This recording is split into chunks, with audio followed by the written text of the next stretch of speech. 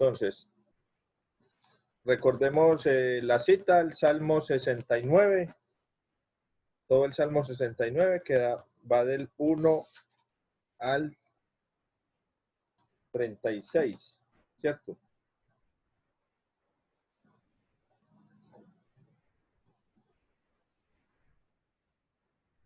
Y vamos a mirar entonces más o menos, era sino ponerle como un titulito a cada división,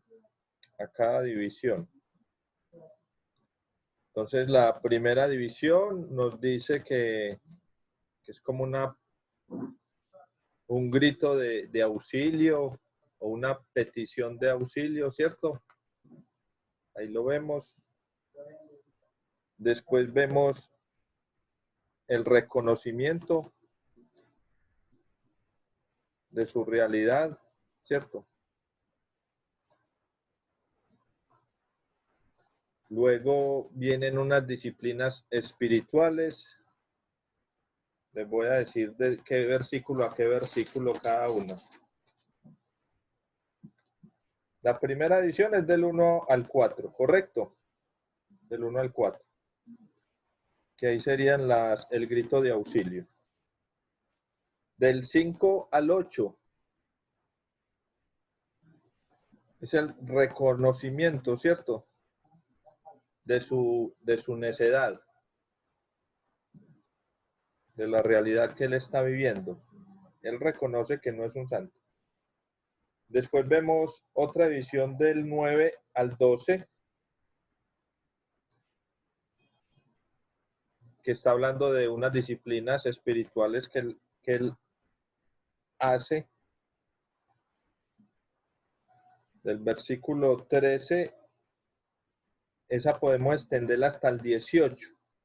La división viene al 15, pero vemos que es como la misma temática, pero en 2 estrofas. La podemos tirar hasta el 18, ¿cierto? Que es buscando el favor de Dios. Buscando el favor de Dios. Vemos la otra sería del 19 al 21. Del 19 al 21. Y vemos a un David aquí que desesperado. Entonces, desespero de David, o ya usted mira ahí cómo le pudo haber puesto. Del 22 al 28 es una petición que David hace para con los malvados, ¿cierto? Es petición de David hacia los malvados. Y del 29 al final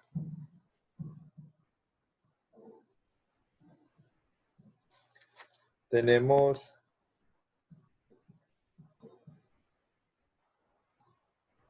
la respuesta que espera David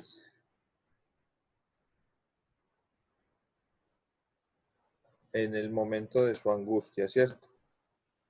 O la respuesta de David es si Dios le concede la salvación.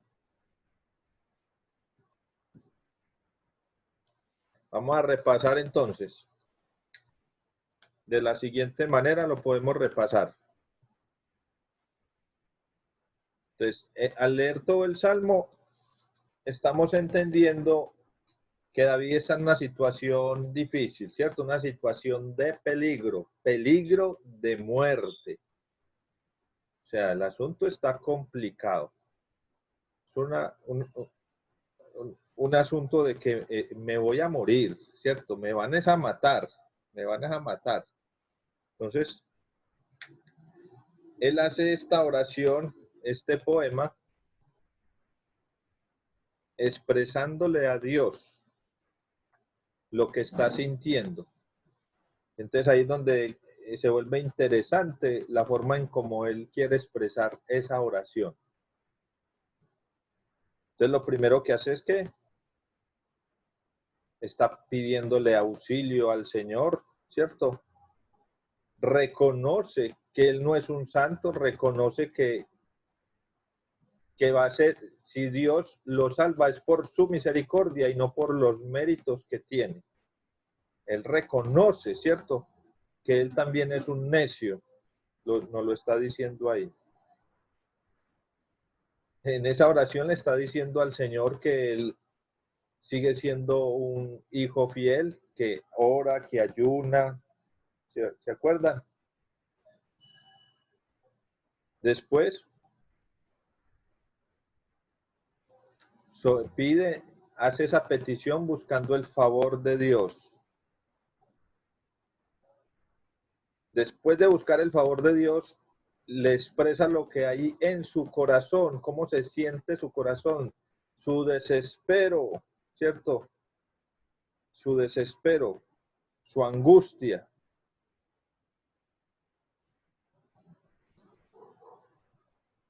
Y luego dice, es una oración muy sincera porque también le dice al Señor lo que Él quiere que haga con las personas que quieren matarlo.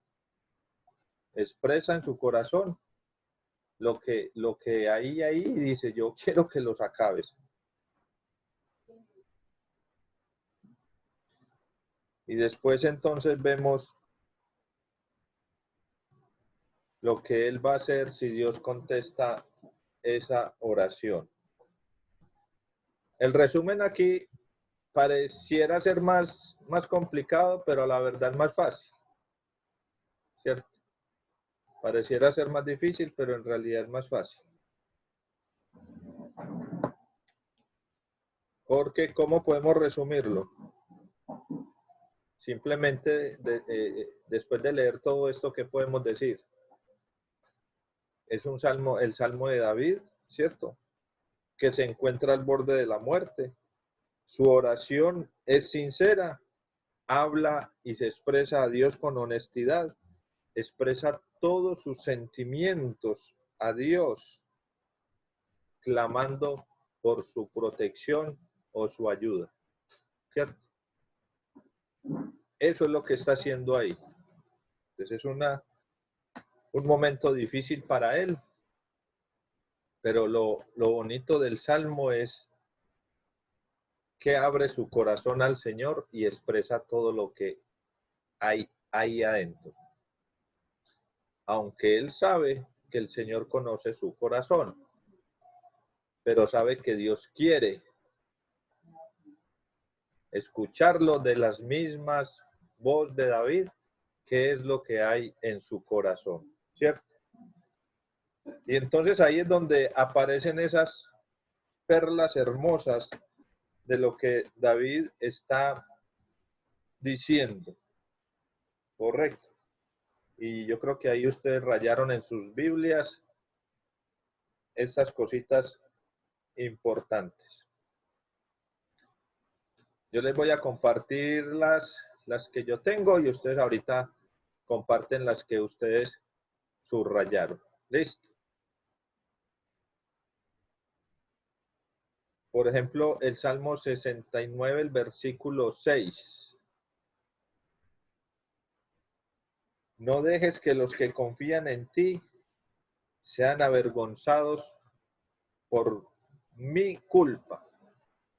Este texto me recuerda mucho, lo aprendí del reverendo Jaime Ortiz.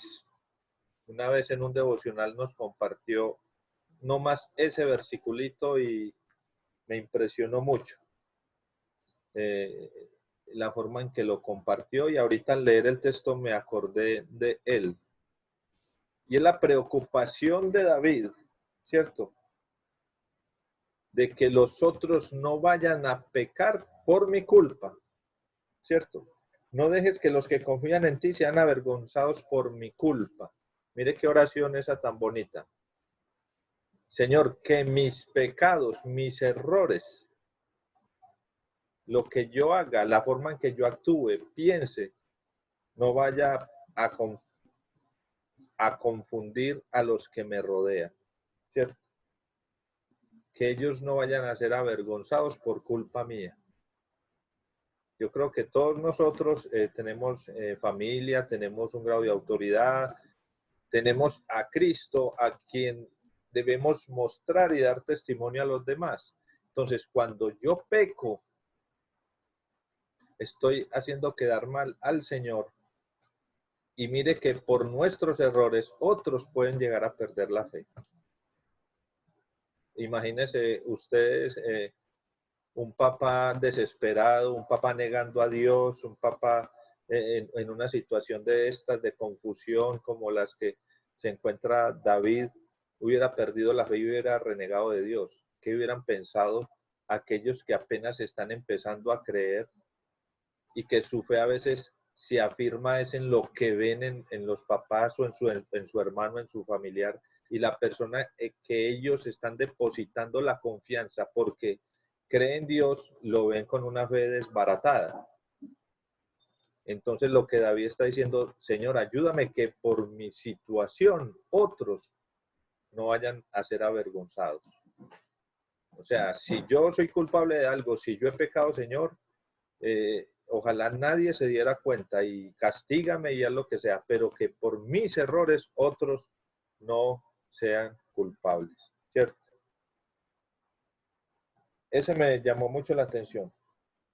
Tenemos el versículo 9, que tiene que ver con el texto de Juan en parte, y hay otro que no lo ajusta. Y recuerden esta frase: el celo por tu casa me ha consumido, y los insultos de aquellos que te insultan han caído sobre mí.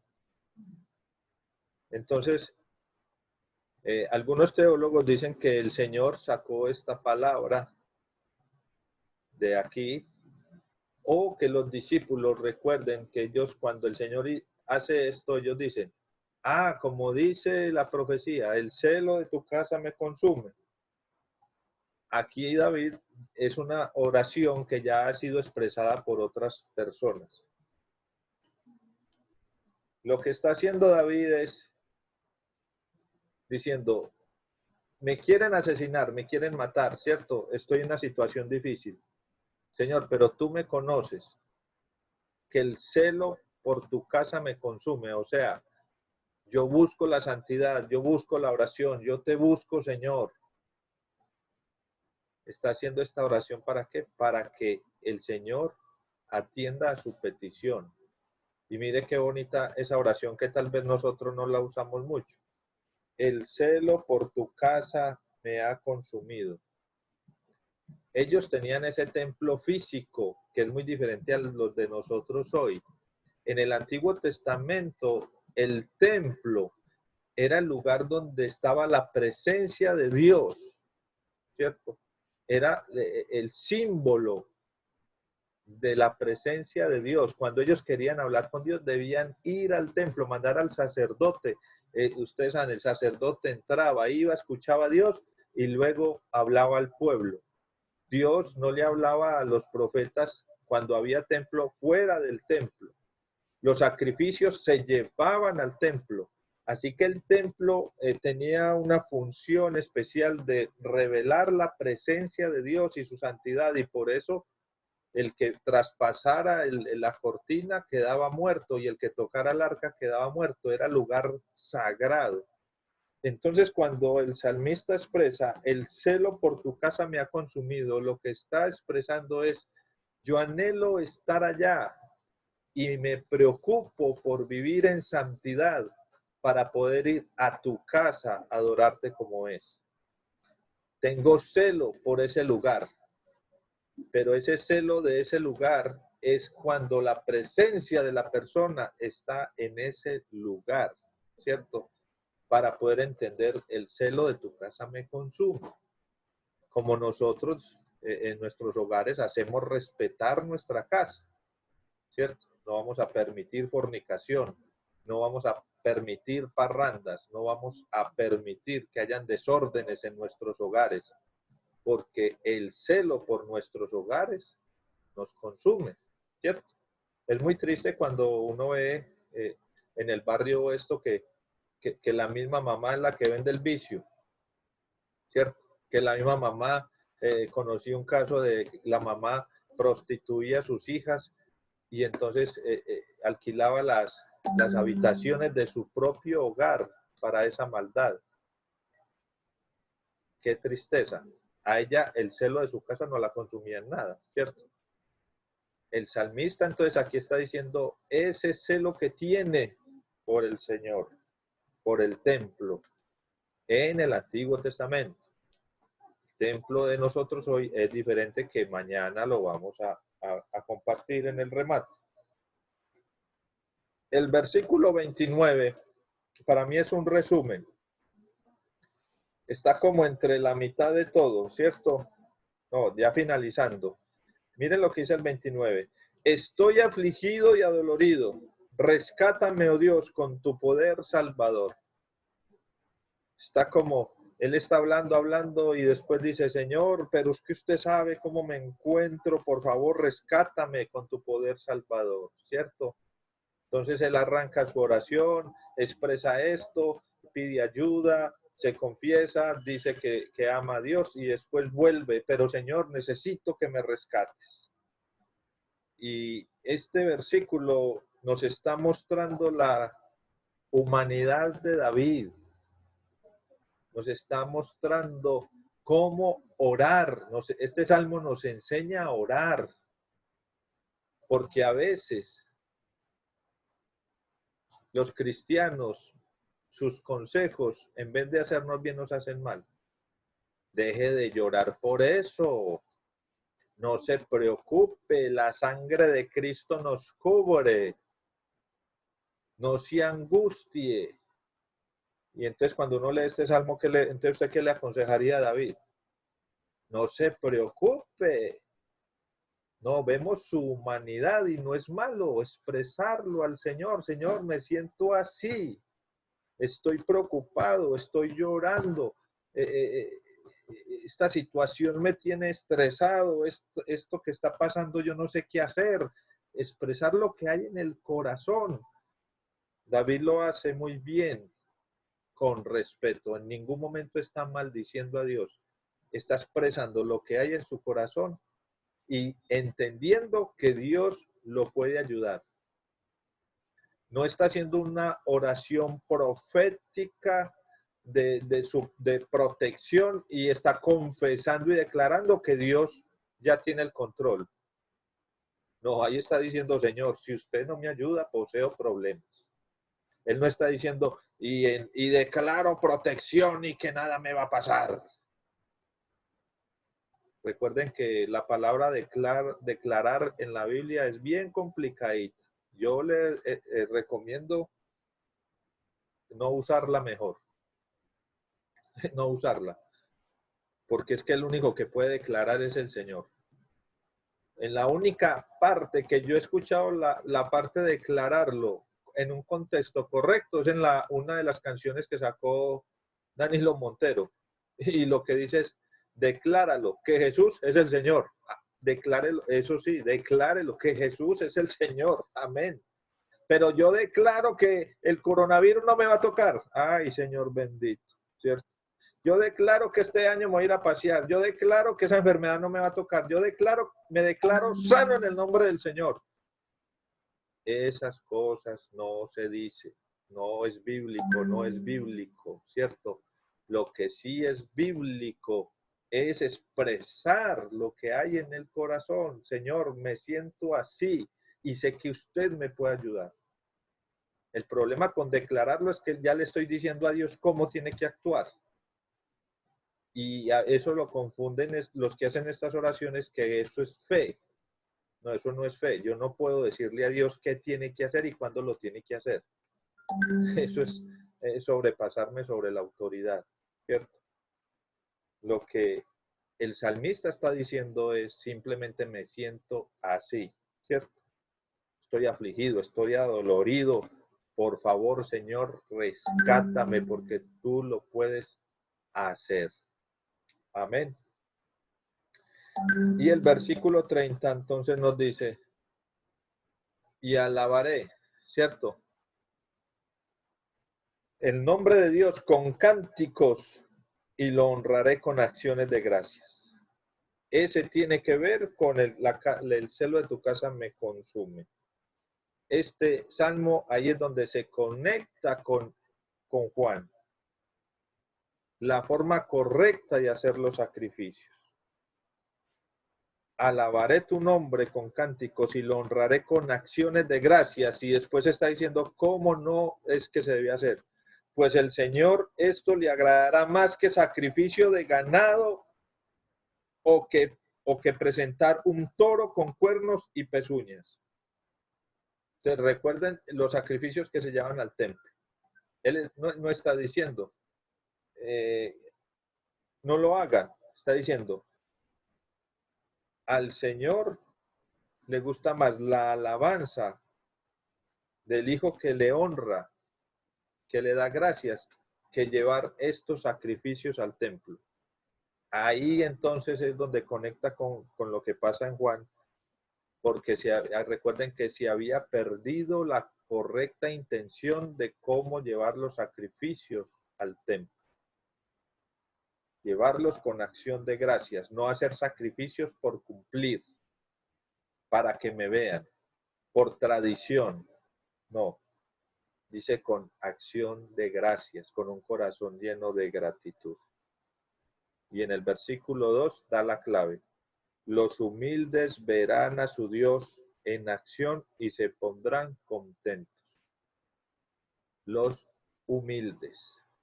Y ahí ya tocaría mirar todo lo que significa la palabra humilde. ¿Cierto? Esos versiculitos fueron los en los que yo me medité y me llamaron la atención. Entonces, ahora sí, compartamos algunos de los que ustedes vieron y les llamaron la atención. Les voy a quitar aquí el micrófono, ya pueden hablar. A ver, Flor, que levantó la manito. Pastor, a mí me llamó mucho la atención el versículo 13, donde dice, pero sigo orando a ti, Señor, con la esperanza de que esta vez me muestres tu favor. ¿Por qué me llama la atención? Porque él dice que él era blanco de todos, de los chismosos de la ciudad y de todos los borrachos, de todas aquellas cosas que le pasaban. Mas, sin embargo, él dice que a pesar de todo eso, él seguía orando al Señor, teniendo esa esperanza en él, que le iba a mostrar su favor. Y dice, y sigue diciendo, en tu amor inagotable, oh Dios, responde a mi oración con tu salvación segura. Me pareció muy lindo eso, pastor. Muchas gracias, Flor, por compartir. ¿Quién más tiene por ahí la manita levantada? Por aquí Estela. Díganos, Estela.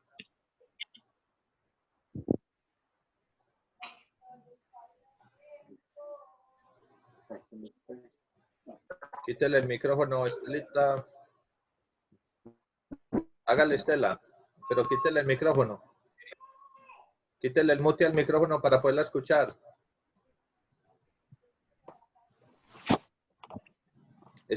¿Ustedes me están escuchando? Es que Estela como que no me escucha. Ya, Estela, hágale. Estela. Ya no escucha entonces. Bueno, otra persona mientras Estela arregla el micrófono. Alexis, a ver Alexis, cuéntenos. Me gustó mucho el 33, que dice, pues el Señor oye el clamor de los necesitados, no desprecia a su pueblo lado.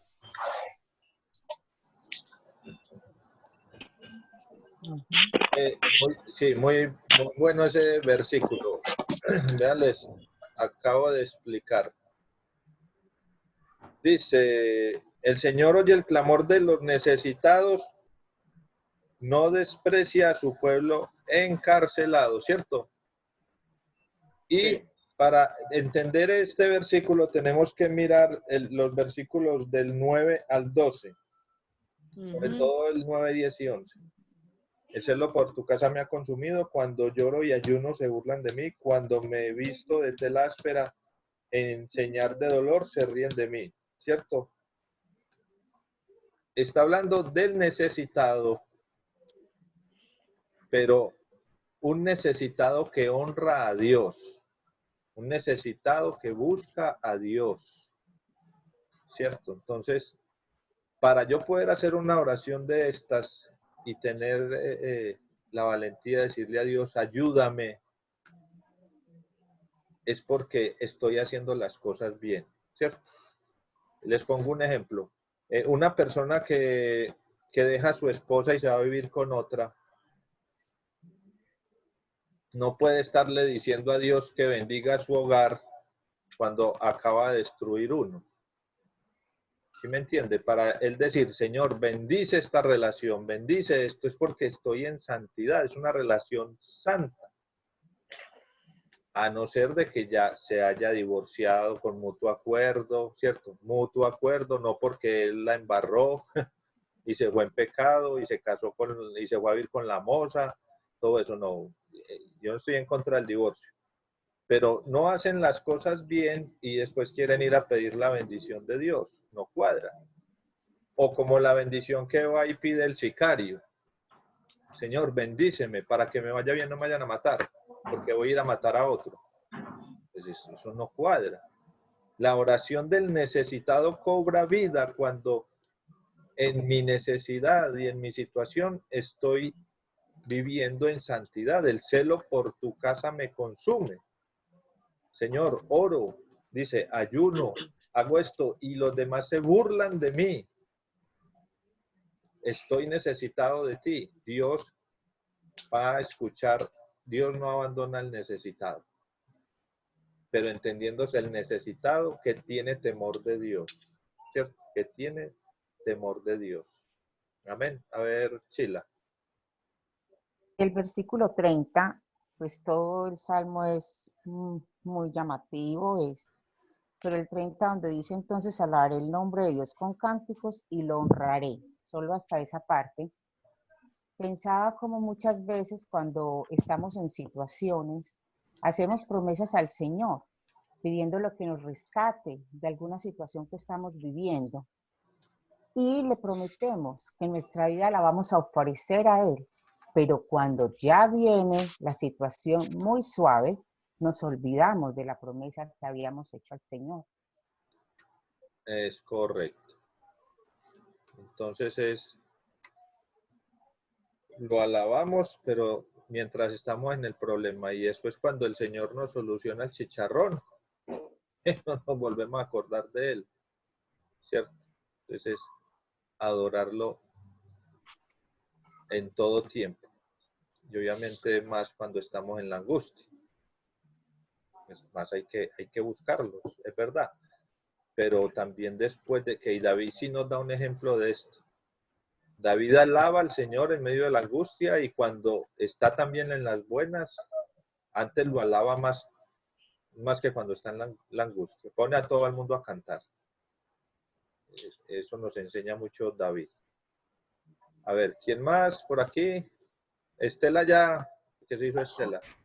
Y eso lo aseguro. A ver, Amparito, diga. El versículo 8 me llama mucho la atención porque pues los católicos no refutan todo esto cuando dice, cuando lloro, el versículo 8, hasta mis propios hermanos fingen no conocerme, me tratan como a un extraño. Esta profecía refuta la mentira de la Iglesia Católica, de que María no tuvo otros hijos, sino solo a Cristo. Entonces, y podemos ver en el Evangelio de Juan, en Juan creo que capítulo 7, versículo 5. Juan 7, 5, miren lo que dice. Es que se me pasó. 7, 5. Díceme aún. ¿Por qué se me pasó tan rápido? Perdón, hermanos. El 7:5, pues ni siquiera sus hermanos creían en él. O sea, hay varios pasajes donde menciona a los hermanos. Sin embargo, ellos refutan e insisten que María no tuvo más hijos, sino solo a Jesucristo. Pero la misma palabra, y aquí lo está confirmando más, pues dice que ellos no creyeron y insisten que no creen de que María tuvo más hijos. Entonces, no sé usted qué dice en cuanto a eso. ¿Cuál fue el versículo de, El 8. del Salmo? El del Salmo. Del Salmo es versículo 8. Hasta mis propios sí. hermanos fingen no conocerme, me tratan como a un extraño. Sí. Y en Juan, pues uno de los versículos que también en el Nuevo Testamento, Juan 7:5 dice, pues ni siquiera sus hermanos creían en él. Ni siquiera sus hermanos. Y ellos mencionan que pues se basan en cuando lo de la cruz, de que decía mi madre y mis hermanos son mis discípulos, ¿cierto? Es correcto. Entonces, muy bueno si usted explica algo sobre eso, pues no sé si está claro, como yo digo, si no está investigando. Sí, lo que podemos ahí entender un poquito porque ellos piensan esto, es el mito que tienen con la sexualidad, ¿cierto? Entonces ellos no conciben ver a María teniendo relaciones. Pero es que en la palabra en ningún momento Dios está diciendo que tener relaciones sea inmundo o sea pecado. Entonces no conciben como imaginarse a María en estas. Entonces por eso niegan que ella haya tenido más hijos. Y a Jesús también le pasó, muchos de sus hermanos ni creían en él, y a David también, ¿cierto? Como dice el dicho, no hay cuña que más apriete que la del mismo palo.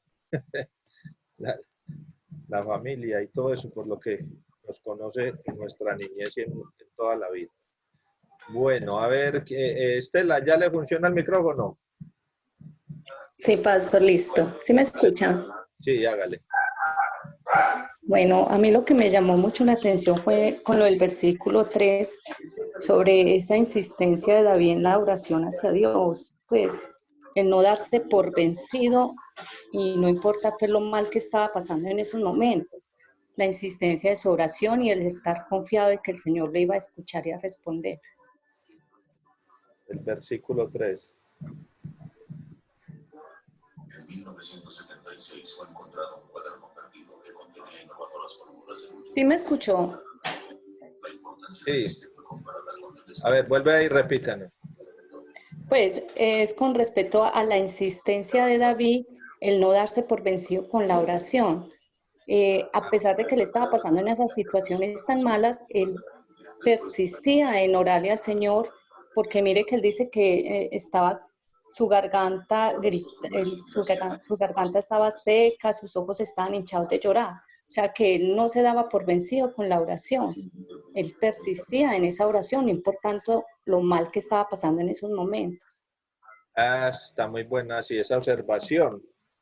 Porque para tener la garganta seca y los ojos así como un tomate de tanto llorar, no es porque esto fue una oracioncita ahí de media horita y listo y chao, ¿cierto? Es una oración de insistir, de insistir, de insistir. ¿Y por qué David hacía esto? Porque él entendía y tenía la fe que el único que le podía ayudar era Dios y acudía solo a Dios. Que a veces ese es el pecado nuestro, que nosotros oramos 3 días, una semana, y cuando vemos que no hay respuesta, entonces arrancamos a buscar respuestas por otros lados. Entonces David esperaba en el Señor. Él podía haber tomado un ejército y haber hecho cosas por su propia mano, pero él sabía que eso no le iba a funcionar, porque si el Señor no era quien lo iba a apoyar, ahí no había nada. Entonces es el orar, el insistir, el orar, y recordemos que esto es un poema. Dice que está orando tanto que ya no tiene ni saliva y sus ojos están hinchados. Parece ser que la oración fue larga, pero no larga en el momento en que la hizo, sino en los días y los días y los días, y seguir esperando y esperando en el Señor. Gracias, Estelita. ¿Quién más quería compartirnos algún otro versículo? Pastor, yo. Freddy, es que no se ha bañado, pero no activa el video. Sí, es que estoy sin camisa. No, ya me bañé, estoy sin camisa. Mucho calor. Bueno. Pastor, a mí me llama mucho el versículo 36, me llama la atención, sobre la importancia de la obediencia y el amar al Señor, porque dice, los descendientes de quienes lo obedecen heredarán la tierra, y los que lo aman vivirán allí seguros. Entonces mire que el Señor pues David está diciendo de la importancia de quienes lo obedecen para poder obtener una heredad, ¿cierto? Es correcto. Y de los que tienen amor hacia Dios van a estar seguros. Eso tiene que ver mucho con lo que ahorita Leslie nos compartía, ¿cierto? Que el Señor no abandona al necesitado. Y es eso. La preocupación nuestra debe ser esa. Obedecer al Señor en todo tiempo. Buscar al Señor en todo tiempo. Que yo esté haciendo las cosas bien. Si yo estoy haciendo las cosas bien, se puede caer el mundo entero. Y ahí es donde mi oración es más eficaz. Y aún así hayamos cometido el error, es ser sinceros con el Señor y contarle que no somos perfectos como Él también lo hace, ¿cierto? En el versículo 5. Oh Dios, tú sabes lo necio que soy. A ti no puedo ocultar mis pecados, ¿cierto? Entonces, así se haya cometido el error, es salir del error, pero ya después no estar viviendo en el error, porque ahí es donde la palabra no cobra vida. Reconociendo mi error para pedir la ayuda del Señor. Gracias. Osvaldo, ¿quiere hablar? Sí, hermano. Acerque más al micrófono. Me llama muchísimo la atención el cambio que hay en el desarrollo de este salmo, porque empieza pues, tengo más o menos las mismas divisiones que usted mencionó al principio, y me llama muchísimo la atención cómo el salmo se va desarrollando en un sentido de petición, de necesidad, de clamor, pero cambia totalmente en el versículo 30, que es donde él dice, cambió y dejó de quejarse y de pedir tanto, y dice, entonces alabaré el nombre de Dios con cánticos y lo honraré con acción de gracias. Es decir, en este momento cambió de pedir, de llorar, de suplicar y pasó a alabar. Dice, Señor, ahora voy a empezar a alabarte. Y dice, porque en el 31, ahora entiendo que esto te agrada más que los sacrificios. Y si vemos a partir de ahí, ya empieza él a hablar es de soluciones, ya dejó de pedir. Entonces me llama mucho la atención cómo en nuestras necesidades debemos acercarnos a Dios, ¿no? Pero la alabanza, aquí en este salmo parece que fuera la que abriera la puerta, fuera la llave de abrir la puerta para poder encontrar las respuestas a las necesidades que David estaba pidiendo delante del Señor. Muchas gracias, pastor. Gracias, mi hermano. Sí, ahí cambia el tono, ¿cierto? Cambia el tono de su oración. Y usted nos dice el hermano, qué difícil es alabar al Señor cuando estamos en una situación de esta, ¿cierto? Pero también lo que sucede es que cuando pensamos en alabanza, estamos pensando en aplaudir y cantar y saltar. Ese a veces ha sido el problema nuestro, que pensamos que alabar es eso. Yo puedo alabar al Señor llorando, yo puedo alabar al Señor en medio de mi angustia, ¿cierto? Yo puedo reconocer el poder de Dios, eso es alabarle. No solo es brincar y saltar, es reconocerlo, ¿cierto? Y ahí lo bonito que dice con acciones de gracias. No se nos olvide la palabra ahí, acción, que tiene que ver con movimiento, ¿correcto? Daniela, ¿está peinando o levantó la mano? ¿Va a hablar?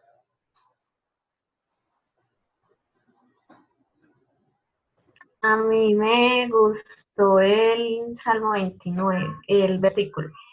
A mí que estoy pobre y dolorido, que me proteja, oh Dios, tu salvación. Pues en este momento que estamos pasando esto, nos da a entender que Dios nos va a salvar en medio de nuestra angustia y nuestro dolor.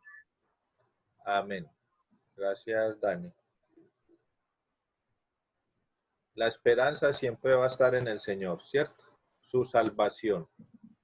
Aún así así nos visite la muerte, ¿cierto? La salvación para el cristiano no es salvarnos de los enemigos, salvarnos del problema, salvarnos del pagadiario, salvarnos de eso, ¿cierto? La salvación del cristiano es encontrar salvación en Él.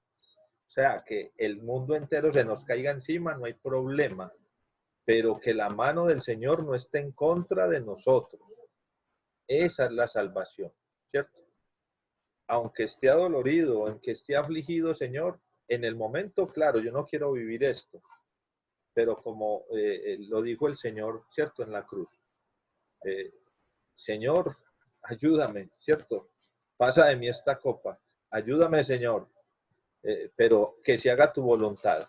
Eso es lo importante, que se haga tu voluntad. Aún me toque morir. Y el mismo Señor nos dio ejemplo de eso porque mire que murió en la cruz.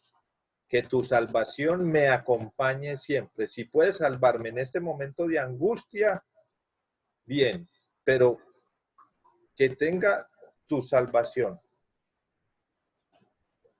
Puedo estar angustiado, afligido, con problemas, pero si tu mano está conmigo, tú sabrás. Tiene que ver un poquito con lo que nos compartía el pastor de la Rosa anoche, ¿cierto?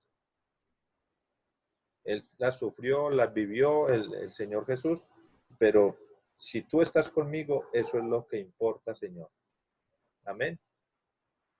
¿Quién más quiere compartir algo? A Jennifer. A mí me llamó la atención y me gustó mucho el versículo 34. Alaben los cielos y la tierra, los mares y todo lo que se mueve en ellos. Yo lo resumí como Dios quiere que nos mantengamos en adoración en todo tiempo, para formar no solamente en nuestras vidas, en nuestras familias, en nuestras iglesias, templos no solamente para estar en comunicación, para congregarnos juntos, para orar juntos, sino que en todo tiempo mantenernos en adoración y servicio para el Señor. Amén, amén. Muchas gracias. Y como lo expresa el salmista ahí, ¿cierto? Nos pone a nosotros como hormiguitas, porque dice que lo alaben el cielo, la tierra, los mares, todo lo que se mueve. Sí, todo eso alaba al Señor. Ahora yo, ¿cómo no he de alabarlo, cierto? Yo que soy el pecador, que soy el que le saco las rabias al Señor, con mayor razón tenemos que alabarlo, ya que todo el universo alaba el nombre del Señor. Amén. Entonces, en resumidas cuentas, como les contaba ayer, todos estos textos están saliendo pertinentes a la situación que estamos viviendo y cómo expresarle a Dios y orar en medio de esta angustia. Claro que lo podemos hacer, ¿cierto? No declarando de que el Señor va a hacer esto o aquello, declarando misericordia para el mundo, declarando misericordia para nosotros. Y en la situación en la que estemos, lo que tenemos que hacer es hacer las cosas como hijos de Dios, para que podamos alabarlo y darle acciones de gracias. Permanezcamos en esta situación, o sea que salgamos, ¿cierto? Mire lo que pasó el pueblo de Israel. Eran 40 días y se subió a 40 años. ¿Y qué estaba buscando Dios? Que lo aprendieran a adorar. ¿Y qué estaba esperando el pueblo de Israel? Que lo sacara de su situación momentánea, de la sed, del hambre, del calor, de la desesperación. Y Dios los aguantó y los aguantó con una promesa de una tierra prometida. Pero lo que buscaba el Señor era adoración. reconocimiento de que Dios era el Dios de ellos. Entonces, en todo tiempo debemos darle gracias al Señor. Amén. Dios les bendiga, hermanos.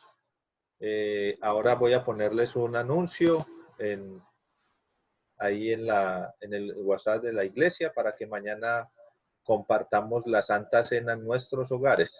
No vamos a pasar esta Semana Santa, así que compartamos la Cena del Señor. Ahora les voy a mandar un videito cómo lo vamos a hacer y estar atentos. Entonces mañana vamos a tener el culto, vamos a tener la Santa Cena, vamos a estar aquí en el devocional con el remate de todos los textos que apuntan al Evangelio de Juan. Entonces vamos a tener también nuestra Semana Santa virtual. No vamos a quedar simplemente en la casa, sino que vamos a estar muy atentos. Entonces ahorita les mando las indicaciones para que nos preparemos. Y en la noche, recuerden, yo les mando el link para ver el culto, ¿cierto? Y Chila nos tiene también un anunciocito que dar. Chila. Sí, hermanos, por favor, de parte del Ministerio de Educación Cristiana, colocamos ya un anuncio en IPC Zamora para que nos colaboren con números de teléfono que queremos organizar el WhatsApp de Escuela Dominical de los Niños, pero necesitamos la ayuda de todos ustedes, por favor. Bueno, Dios les bendiga. Gracias. Sabemos que no solo los que estamos aquí estamos escuchando, sino que yo ahorita lo monto a YouTube y ahí otros hermanos lo van a ver. Bendiciones, que terminen el día bien y seguimos orando por nuestras hermanas allá en Nueva York. Que el Señor les ayude, les dé mucha fortaleza y que Olivita la podamos tener pronto aquí también haciendo el devocional con nosotros. Bendiciones, Beatriz. Amén. A ver, Chila, ¿qué le faltó? El culto hoy es a las 4 de la tarde. Correcto, sí. Mañana es a las 4, no es en la noche. Ah, sí, correcto. Es a las 4 de la tarde. Que no les vaya a pasar. ¿Listo? Bendiciones. Chao. Gracias.